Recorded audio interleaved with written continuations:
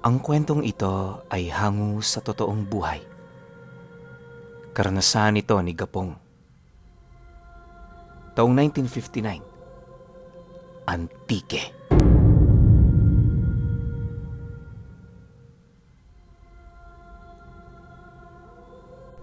Noong mga panahong ito, marami ang mga taong nagbabalak na maghanap ng kayamanan sa bayan ni Gapong. Palibhasa kasi ay may mga kababayan sila na nakatagpo ng ilang mga banga na naglalaman ng gintong alahas na marahil ay pagmamay-ari ng mga sinaunang maharlika. Noong kumalat ang balitang yan, naengganyo na rin si Gapong na maghanap ng kayamanan. Wala namang ibang pipigil sa kanya, gawa ng sa edad niyang 35 anyos ay hindi pa rin siya nakakapag-asawa. Iginugol na lamang niya ang kanyang sarili sa paggala at pakikipagbarkada. Isang beses, muling nakarinig ng balita si Gapong na may natagpuan na namang antigong banga na naglalaman ng iilang kalansay. Sa ibang banga naman nakalakip sa nahukay ay may mga laman na maliliit na ginto na marahil ay ginagamit ng mga katutubo pamalit ng produkto sa mga dayuhan. Dahil sa kanyang pagnanais na makakalap din ng ginto, minabuti niyang maglagalag sa buong bayan nila. Naging malakas ang kanyang paniniwala na baka may ibang inilibing na kayamanan at kinakailangan lamang niyang matunto ng tamang kinaroroonan nun. Isa pang naisip ni Gapong ay marahil suswertihin pa siya at maging ang sinasabing kayamanan ay kanyang masumpungan. Isang gabi, habang tulog ang lahat ng tao sa kanilang nayon, ay nagpasya si Gapong na umalis sa kanilang bahay. Ilang gabi na lang at kabilugan na rin ang buwan noon, kaya hindi siya nahirapang bumaybay ng daan. Hindi man niya alam kung saan talaga siya maghahanap ng kayamanan, pero nais niyang subukang tunguhin ang bahagi kung saan nakahukay ang iba nilang kanayo ng ginto. Wala siyang ibang dala maliban sa kanyang pala at itak. Marahil ay may makikita pa akong kayamanan doon. Hindi ako dapat sumuko. Saad niya sa kanyang sarili habang mabilis na tinatahak ang daan patungo sa gubat kung saan nahukay ang banga ng kayamanan. Lalo pa niyang binilisan ang kanyang paglalakad hanggang sa makarating siya sa gubat. Saktong pagpasok niya sa loob nun, biglaan siyang nakaramdam ng kakaibang kilabot. Alam niyang may hindi tama roon, kaya nagmatsyag siya sa paligid. Ilang sandali pa ay may narinig siyang mabibilis na kaluskos na tila alam ang kanyang pagdating. Sa halip na matakot ay mas lalo pa siyang nakuryoso sa kung anumang naroroon sa kagubatan. Mas tumibay ang kanyang hinala na may kayamanan pang natitira roon, gawa ng merong posibleng bantay na naroroon sa loob ng gubat. Nang mawala na ang kaluskos sa kanyang naulinigan, nagpasya si Gapong na magpatuloy sa kanyang paglalakad. Binaybay niya ang masukal na daan patungo sa pinaghukayan ng banga ng kayamanan. Nasa kalagitnaan siya ng kanyang paglalakad nang may narinig siyang pagaspas ng pakpak sa kanyang ibabaw. Dahil mapuno roon, kahit na tumingala si Gapong, ay wala siyang ibang nakita maliban sa malapad na anino. Inisip niyang baka may dumapong ibon lamang sa ibabaw ng puno at ang aninong nakita niya ay baka mga dahon lamang. Dahil dito, hindi yun pinansin ni Gapong at minabuting bilisan na ang kanyang paglalakad. Noong malapit na siya sa pinaghukayan ng mga banga ay nakalanghap siya ng nakakasulasok na amoy.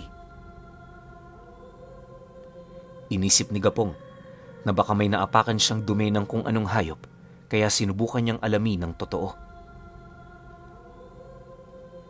Saktong pagkaangat niya ng kanyang paa, ay nakarinig siya ng mga kaluskos na tila umaaligid sa kanya.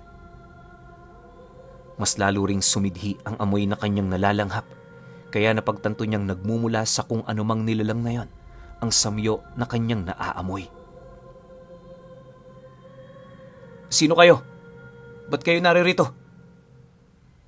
Tanong niya sa tono na parang siya ang may-ari ng lugar na yon.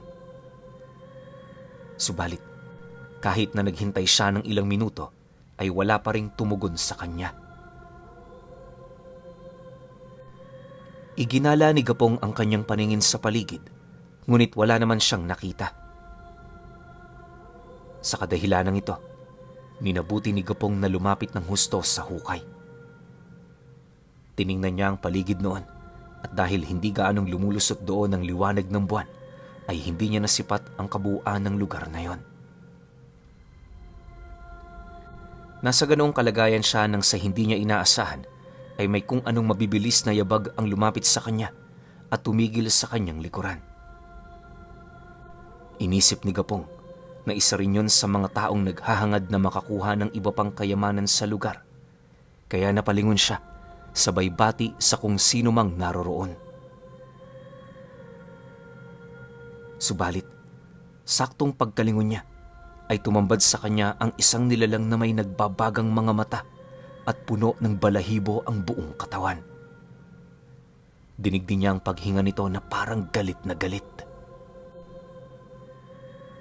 "Anong ginagawa mo rito? Hindi ka dapat naririto sa oras ng gabi. Kung hinahangad mong makakuha rin ng kayamanan dito, mabibigo ka lang." Sambit ng nilalang sa garalgal na boses. Pagkakita ni Gapong sa nilalang na yan, at nang pagkarinig niya ng boses nito, agad siyang ginapangan ng takot.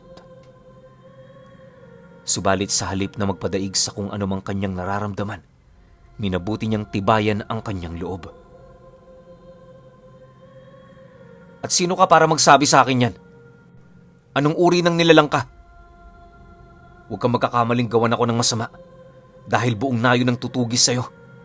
Sinisiguro ko yan."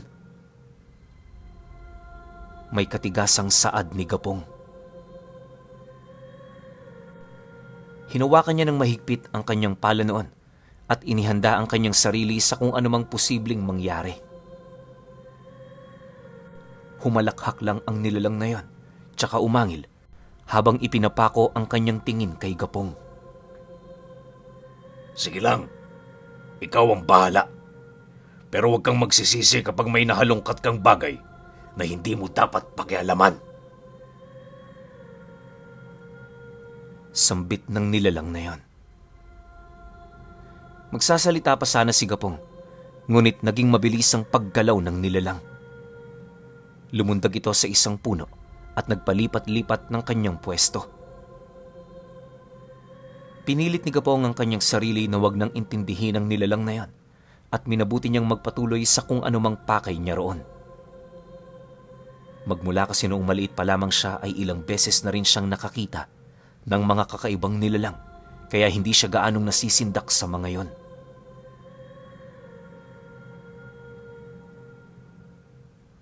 Makalipas pa ang ilang sandali, ay nagawa na niyang suyurin ang paligid. Dahil hindi gaanong tumatama ang liwanag ng buwan doon, nahirapan siyang maghanap ng mga palatandaan kung saan posibleng may kayamanan. Subalit, kahit na ganon ay minabuti pa rin niyang gawin ang kanyang nais sa naturang lugar. Naglakad-lakad siya ng konti hanggang sa may nakita siyang malapad na bato. Agad siyang nag-isip na marahil ay may mga marka roon, kaya sinipat niya ng maigi ang bawat bahagi ng bato. Walang ano-ano, may nakita siyang tila isang palatandaan. Lumakas kaagad ang kabog ng puso ni Gapong noon at sa hindi niya inaasahan ay tila may kung anong enerhiyang nagtutulak sa kanya para lapitan ang bahaging sinasabi sa nasabing palatandaan. Ilang hakbang na lang sana at magagawa na niyang lapitan ang posibleng kinaroroonan ng kayamanang kanyang hinahanap nang biglaan siyang matigilan. May humarang kasi sa kanya na isang dambuhalang aso na may nagbabagang mga mata. Umaangil ito at naglalaway habang sumisinghot sa kanyang direksyon. Alam ni Gapong na aswang ang nakaharang, kaya inihanda niya ang kanyang hawak na pala. Subalit, sa hindi niya inaasahan, bigla ang tumakbo ang asong yun para sugurin siya. Sinubukan niyang manlaban, ngunit naging mabilis ang paggalaw ng aswang at tuluyan siya nitong naibuwal sa lupa. Nabitawan ni Gapong ang hawak niyang pala, kaya sinubukan niyang hugutin mula sa kaluban nito ang kanyang itak. Akmang tatagain na sana niya ang aswang, nang sa hindi niya inaasahan ay kinagat siya nito sa kanyang paa. Sobrang talim ng pangil ng nasabing aswang, kaya ramdam na ramdam ni Gapong ang kirot.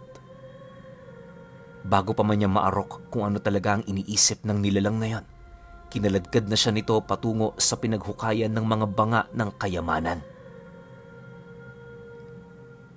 Bago pa man siya tuluyang makalapit doon, sinubukang iwasiwas ni Gapong ang kanyang itak. Umasa siyang matatamaan niya ang aswang, pero hindi niya ito nagawa. Nung mga sandaling yon, alam ni Gapong na malaki ang posibilidad na malilibing siya ng buhay. Dahil dito, sinubukan niyang manlaban sa aswang. Itinarak niya sa lupa ang kanyang itak at ginamit yon para mas lalong mahirapan ang aswang. Nagkataon din na may nasagi siyang nakausling sanga, kaya hinawakan niya yon ng mahigpit. Nanlaban din ang aswang na yon, at dahil halos 2 dipa na lang at mauhulog na siya sa hukay, mas lalo niyang pinilit ang kanyang sarili na makapiglas. Nung mga oras na yon, ay medyo nakabuluktot ang binti ni Gapong, kaya bago pa man mawari ng aswang ang susunod niyang hakbang, buong lakas niya na itong sinipa sa nguso. Gawa ng hindi inaasahan ng aswang ang pagsipa ni Gapong, nabitawan niya ito at agad din itong napaatras. Mabilis namang tumayo si Gapong at humakbang siya upang sugurin ang aswang. Lulundagan pa sana siya ng aswang para sunggaban, ngunit nagawa na itong tagain ni Gapong. Tinamaan sa tenga ang aswang na siyang naging rason para masugatan yon at mapahiyaw. Di pa nakontento si Gapong, muli pa niyang tinaga sa likuran ng aswang, tsaka siya bumuelo para sipain ito. Dahil sa kawalan ng balanse ng dambuhalang aso, nagpagulong-gulong siya papalapit ng hukay. Noon din ay hindi na nag-aksaya ng kanyang pagkakataon si Gapong. Nilapitan niya ang kanyang katunggali at nang tatagain na sana niya ito at ihuhulog sa hukay, biglaan itong nagpalit ng kanyang anyo at naging isang mabalahibong tao.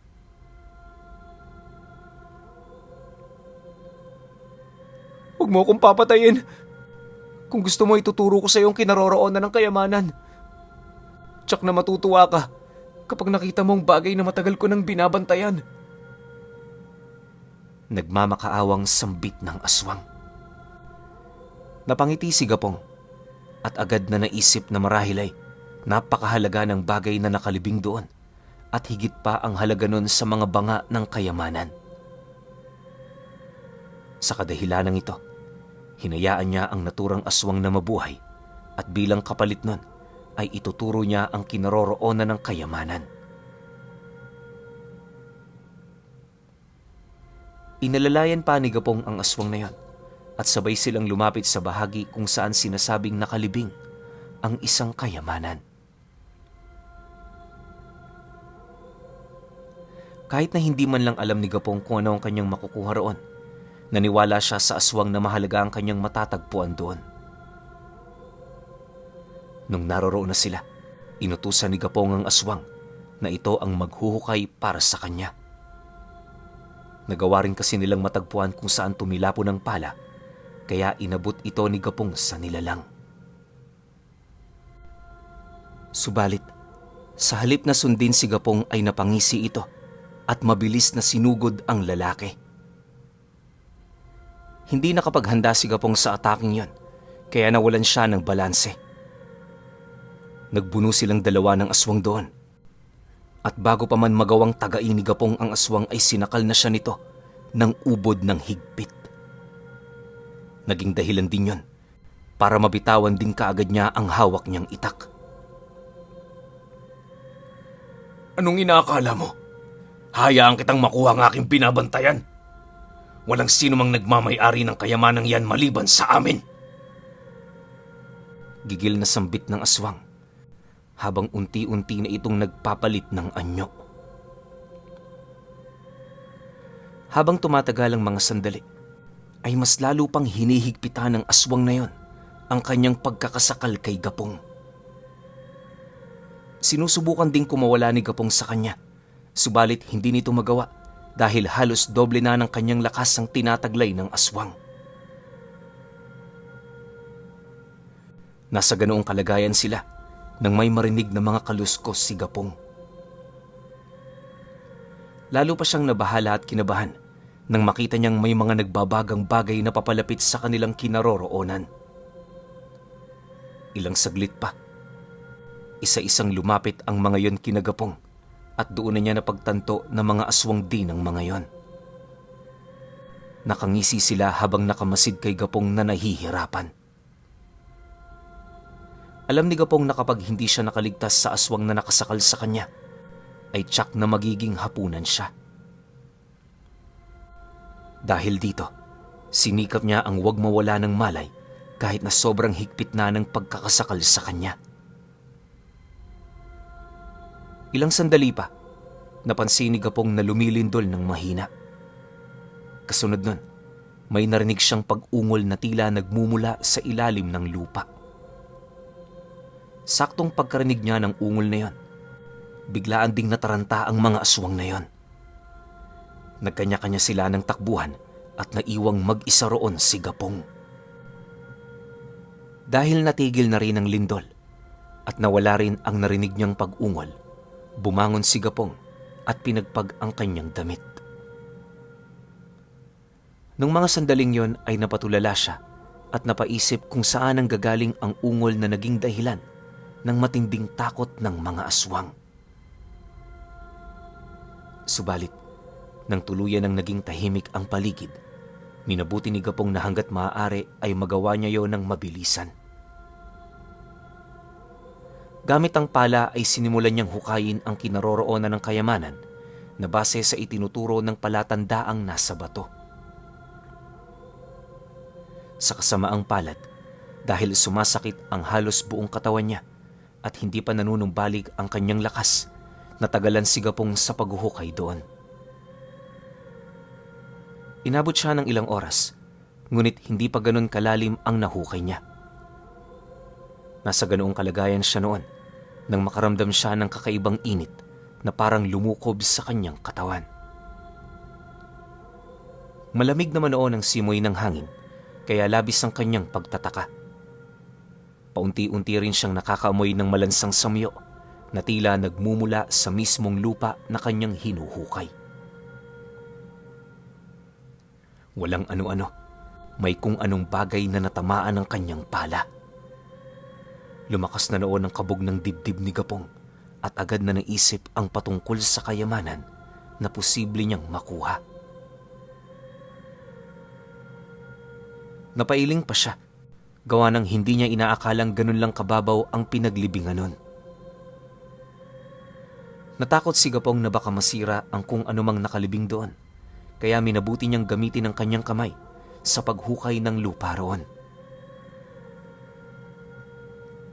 Pagkaraan ng ilang sandali, nagawa na niyang masalat ang bagay na nakalibing doon. Noong una, inakala niyang basura lang. Ngunit, gawa ng natatamaan naman ng buwan ng kanyang kinaroroonan, nagawa nitong sipati ng kung anong bagay na kanyang nakuha. Pinunasan niya ang lupang nakakapit doon at namilog ang kanyang mga mata nang makakita siya ng isang kulay gintong maskara. Halos mapalundag siya sa tuwa dahil doon, sapagkat nagtagumpay siya sa kung anumang ninanais niya sa gubat na yon. Tsak nayayaman ako rito. Kailangan maibenta ko to sa... Sa hindi inaasahang pagkakataon ni Gapong, ay may kung anong bumagsak mula sa ibabaw.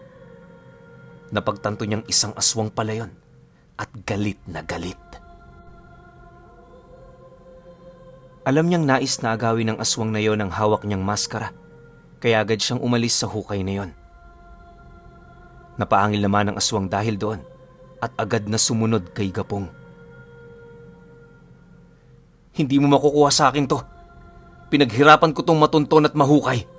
Kaya hindi ko hahayaan na agawin lang to sa akin ng kahit na sino.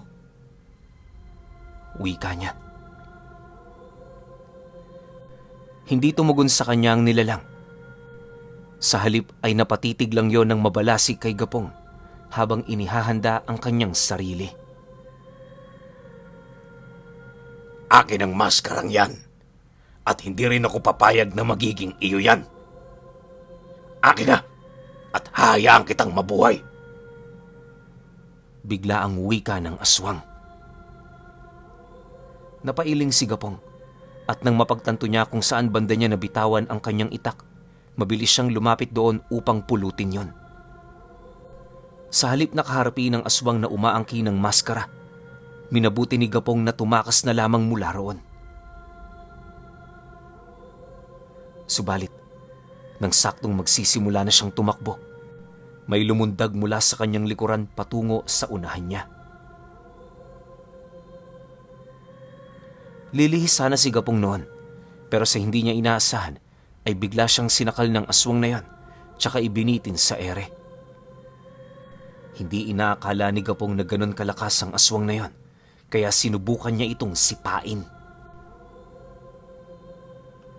Inagaw ng aswang na yon ang maskara, subalit hindi niya ito magawa dahil iniiwas yun sa kanya ni Gapong. Sa kadahilanang ito, mas lalo pang nagalit ang aswang at bunsod nito ibinalibag niya si Gapong. Hindi naman nagawang makabalanse ni Gapong at nagpagulong-gulong siya sa lupa. Huli na rin nang malaman niyang nahulog siya sa hukay na mismong ginawa niya.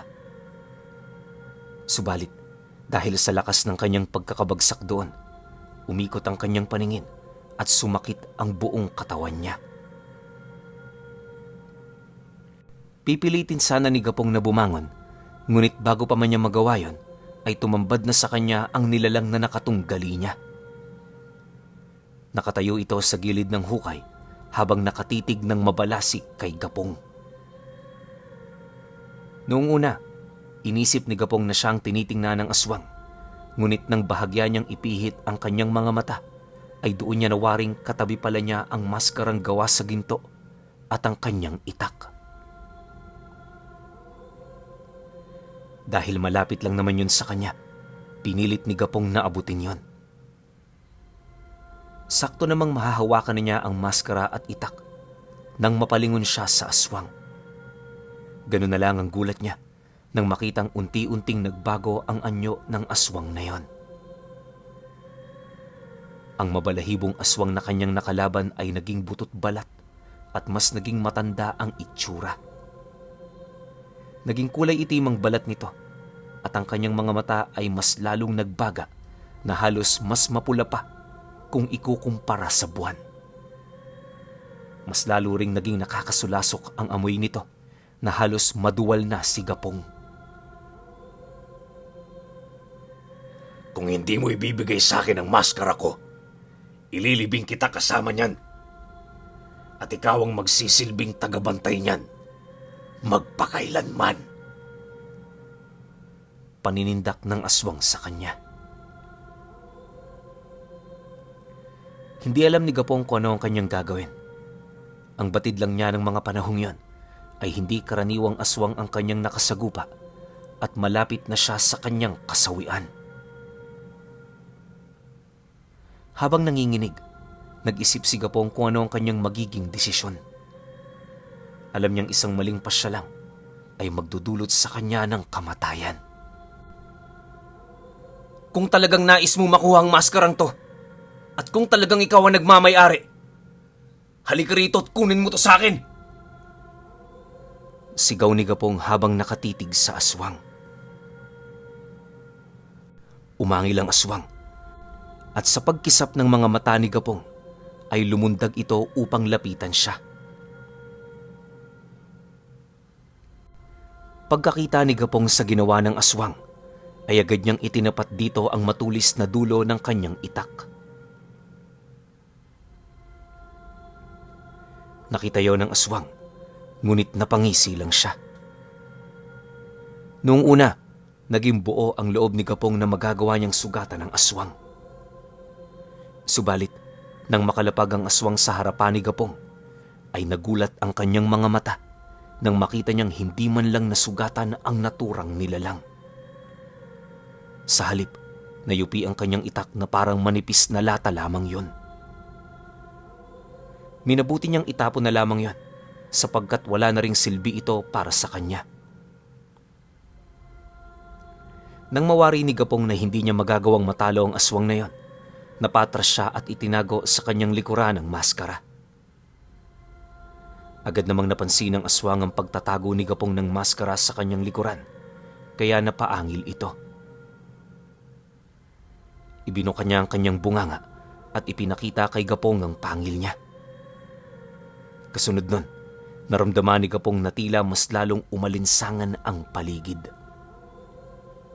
Batid niyang nag-ibayo ang lakas ng aswang, kaya inihanda niya ang kanyang sarili. Ibalik mo sa akin yan at hahayaan kitang mabuhay. Subalit kapag nagpumilit kang kunin sa akin yan, mamamatay ka at maging ang lahat ng iyong kadugo ay papaslangin ko. Sambit ng aswang habang ipinapako ang kanyang titig kay Gapong. Naipit si Gapong sa kanyang sitwasyon. Hindi niya alam kung ano ang kanyang magiging desisyon ng mga sandaling yon. Kapag ibibigay niya ang maskara sa aswang na yan, alam niyang papatayin din siya nito. Pero kung hindi niya ibibigay, ay ganun din ang kanyang magiging kapalaran, pero madadamay pa ang kanyang pamilya. Uulitin ko, kung talagang ikaw ang nagmamay-ari ng maskarang to, sino ka at bakit napakahalaga nito sa'yo? Sambit ni Gapong. Inilabas niya rin ang maskara at hinayaan na matanaw yon ng aswang. Si Buyong tagapdao ng may-ari niyan at ako ang kanyang anak. Mula ako sa sinaunang angka ng mga aswang na naninirahan dito, bago pa man dumating ang mga puting tayuhan. Nanatili ako sa lugar na ito para abangan ang pagkakahukay ng maskara na nagsisimbolo sa kapangyarihan namin. Inilibing ng mga babayla ng maskarang yan at nilagyan nila ng orasyon para hindi mahukay ng mga kalahi ko. Ibalik mo sa akin yan at sisiguraduhin kong walang mangyayaring masama sa iyo at sa pamilya mo. Nang marinig naman ni Gapong ang pangalan ng aswang na yan, ay parang may kuryenteng dumaloy sa buong katawan niya. Agad niyang naisip na marahil ay nagsasabi ng totoo ang aswang na yan dahil kita niyang parang sinauna nga ang anyo ng nilalang. Noong mga sandaling yon, ay panandali ang nawala sa isipan ni Gapong ang patungkol sa pagbebenta ng maskarang ginto. Ang tanging iniisip niya ay ang patungkol sa kaligtasan niya at ng kanyang pamilya. Sige, ibibigay ko sa iyo ang maskarang to. Pero siguraduhin mong wala kang gagawing masama sa akin at sa aking pamilya. Dahil kung nagkataon, ililibing ka ng mga tao kasama ng maskarang yan. Banta ni Gapong habang pilit na itinatago ang takot na kanyang nararamdaman. Napangisi ang aswang at agad na iniabot ang kanyang kamay. Nung una ay medyo nag-alangan si Gapong na lumapit doon para iabot ang maskara. Ngunit nang lumaon ay naging buo na rin ang kanyang pasya. Pagkatapos kong ibigay sa iyo ang maskara, ano nang susunod na mangyayari? Tanong ni Gapong, tsaka nagsimulang humakbang. Subalit kahit ni isang kataga ay walang namutawi sa bibig ng aswang. Nakatitig lang ito kay Gapong habang ito ay naglalakad. Nung mga sandaling yon, inisip ni Gapong na mas maiging tatakas na lang siya kapag naibigay na niya ang maskara sa naturang aswang.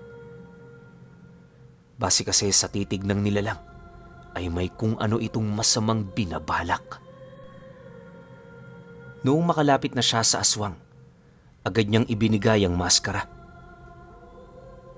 Ito, sa'yo na ang maskara mo. Ngayon, hayaan mo ako makaalis dito. Napatango naman ang aswang at bago pa man ito makapagsalita, ay naging mabilis na ang paggalaw ni Gapong. Umalis siya sa hukay na yon at sinimulan na niya ang pagtakbo. Ngunit hindi pa man siya tuluyang nakakalayo, ay may naulinigan siyang mga yabag ng paa. Bahagya siyang napalingon at nagulantang siya nang makita niyang papasugod na sa kanya ang aswang. Napamura siya ng pabulong noon, gawa ng naging tama ang kanyang kutob. Sa kadahilanang ito, mas lalo pa niyang binilisan ang kanyang pagtakbo. Subalit, pagkaraan lang ng ilang sandali ay bigla ang natigilan si Gapong. Napako siya sa kanyang kinatatayuan nang makaramdam siya ng sobrang takot sa kanyang likuran. Marahan na ipinihit ni Gapong ang kanyang ulo at halos maihi siya sa takot nang makitang naroroon ang aswang. Hindi ko hahayaan na mabuhay ka. Dahil alam kong kapag dumating ang panahon, isisiwalat mo ang lihim na natuklasan mo patungkol sa mask. Hindi na ipagpatuloy ng aswang ang kanyang sasabihin dahil tila may kung anong bumaras sa kanyang lalamunan. Noong mga sandaling yon, nagkaroon na naman ng pagkakataon si Gapong na tumakas, ngunit nang humarap siya sa aswang na kumalmot sa kanya, napalunok siya ng kanyang laway noong makitang lumulobo ang katawan nito. Sinusubukan ng aswang na hubarin ang maskarang suot niya, ngunit hindi nito magawa. Habang nasa ganong sitwasyon ay umaangil ito at parang nais pa rin niyang kalmutin si Gapong. Subalit, sa kung anong hindi matukoy na rason, nagsimula itong magwala na tila may nangyayaring kakaiba sa kanyang katawan. Dahil sa kanyang nakita, ay nakuryoso na rin si Gapong. Nakita pa niyang sumisenyas ang aswang na yun na tulungan siya, pero hinayaan na lang siya ni Gapong. Magdusa ka dyan! Ang mga kagaya mo ay hindi na dapat pang mabuhay sa mundong ito! Sigaw ni Gapong. Napaigtad na lamang si Gapong nang marinig niyang sumigaw ang aswang ng napakalakas. Patuloy pa rin itong sinusubukan na kunin ng maskara hanggang sa unti-unti nang natigil ang pagsigaw nito na animoy nilulusaw pa ng hangin ang kanyang tinig. Ipinako ni Gapong ang kanyang titig doon at napansin niyang tila nangangayayat lalo ang naturang aswang. Animoy natutuyo ang buong katawan nito dahil sa matinding init. Dumaan pa ang ilang sandali at kita ni Gapong kung paano nabuwal ang aswang. Noong una ay nag-alangan siyang lumapit doon, ngunit nang mawari niyang hindi na gumagalaw ang aswang, ay doon niya napagpasyahan na tingnan kung ano ang nangyayari rito. Nang makalapit na si Gapong doon, nakita niyang tuyong-tuyo ang katawan ng aswang at nagmistula itong ubas na ibinilad sa araw. Noong mapansin niyang buo pa rin ang maskara ay inakma niyang kunin ito, subalit nagulantang siya nang maging alikabok ito at humalo yun sa katawan ng aswang. Napailing si Gapong at agad na nakaramdam ng panghihinayang. Subalit, Nang maisip niyang ligtas naman siya at wala siyang gaanong galos, maliban sa kalmot sa kanyang likuran, nagpasalamat na lamang siya sa puong may kapal. Alam niyang kung naging mahina lang ang kanyang pananalig, ay paniguradong nagawa na siyang biktimahin ng aswang na yon, na siyang naghihintay lamang pala na mahukay ang kanyang maskara. Minabuti na lang ni Gapong na umuwi noon at iniwan na lang niya ang kanyang pala sa loob ng gubat. Wala na rin siyang pinagsabihan sa kanyang ginawa dahil baka kung ano pa ang gawin sa kanya ng ibang tao. Noong lumaon, ay may nabalitaan din siyang maskarang ginto na nahukay sa Karatig probinsya nila. Ang pinagkaiba nga lang ay ginagamit ang maskarang yon para protektahan ng mga patay laban sa mga masasamang elemento, ngunit ang nahukay naman ni Gapong ay marahil simbolo ng kapangyarihan ng mga sinaunang aswang. Napag-alaman din niya na tama ang sinabi ng aswang na yon. Isa nga siyang sinaunang aswang at nang ilibing ng grupo ng mga babayla ng maskara nito, nilakipan nila yon ng matataas na uri ng dasal. Sa kaparaanang ito, ang sinumang aswang na magtatangkang kunin yon para kilalaning pinuno, mamamatay at kailanmay hindi na muling mabubuhay. Kahit pa hindi niya nakuha ang kayamanang yon, malaki pa rin ang pagpapasalamat ni Gapong dahil hindi siya nagawang mapatay ng aswang na naghangad na makuha ang gintong maskara ni Buyong Tagapdapon.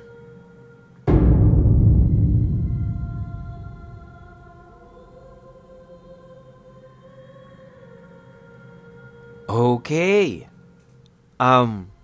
Opinyon ko sa kwento. Medyo nakakakilabot tong kwento na to, no? Kasi merong nabanggit na pangalan. Alam naman nating lahat na kapag may nababanggit na pangalan, may malaki o mataas ang posibilidad na merong makakilala dyan. Sabihin na natin hindi mga ordinaryong tao. Pero masasabi ba natin na puro ordinaryong tao lang yung nakikinig sa channel natin? Siyempre hindi, di ba? So, hingi lang ako ng pasintabi kung sakali mang itinuturing tong bayani o kung ano mang nagawa nito sa lahi ng mga aswang, labas na ako ron. Ito lang naman naikwento sa akin. Isipin ninyo Buyong Tagapdapon. Sobrang kakaibang pangalan, out of this world, na hindi ko inakakalang nag-e-exist. Kaya yun, masasabi ko sa buong kwento na to, sobrang angas nito, lalo na yung bida natin, sobrang tapang niya. Isipin ninyo, wala siyang kahit na anong karga sa katawan pero nakakapalag siya. Siguro kasi yung aswang na yun sobrang tagal na ring binabantayan yung maskara. So yung lakas niya o kakayahan niya medyo nag-fade out na. Yun naman sa tingin ko lang pero hindi pa rin ako 100% sure dun. Pero syempre kayo pa rin. Kung may opinion kayo sa kwentong ito, comment nyo lang sa baba. Yun lang. Hanggang sa susunod na kwento. Salamat.